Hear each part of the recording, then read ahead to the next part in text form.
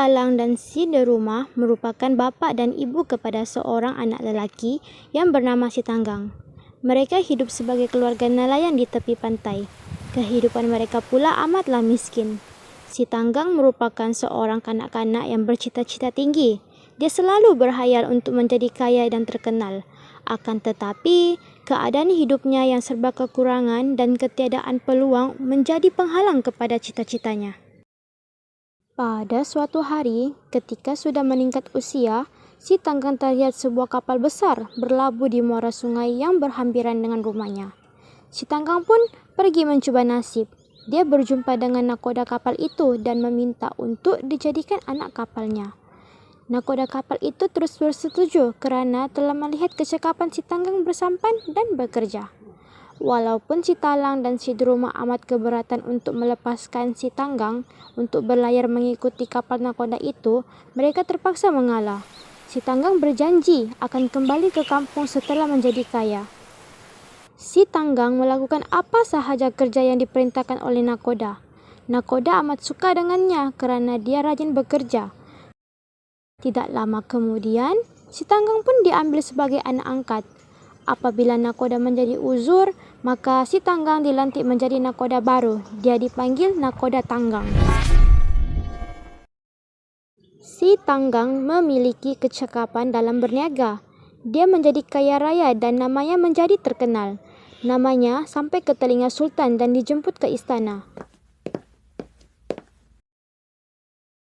Tidak lama kemudian, Sultan mengawini putrinya dengan Si Tanggang. Si Tanggang membawa istrinya berlayar ke banyak tempat di merata negeri. Pada suatu hari, kapal Si Tanggang berlabuh di muara sungai kampung asal-usulnya. Orang kampung mengetahui nakoda kapal itu Si Tanggang, mereka pun memberitahu kepada orang tuanya. Anak kita sudah pulang. Marilah kita pergi tengok. Ya, aku rindukan Si Tanggang. Kabarnya dia sudah kaya sekarang. Si Talang dan Si Deruma pun pergilah berkayu sampan menuju ke kapal nakoda Tanggang.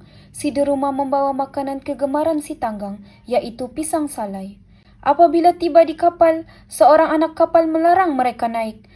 Seketika kemudian, Si Tanggang muncul dengan istrinya. Siapakah kedua-dua orang tua ini?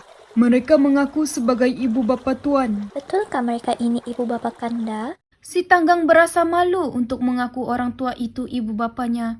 Kesusahan dan kemiskinan membuat Si Talang dan Si Deruma kelihatan begitu uzur dan daif sekali. Ibu bapa Kanda? Oh, tidak. Kanda tidak mempunyai ibu bapa lagi. Mereka bukan ibu bapa Kanda. Jangan biarkan kedua pengemis ini naik ke kapal. Oh, anakku Si Tanggang. Aku ibumu. Ibu ada bawakan pisang salai kegemaranmu, nak. Pergi.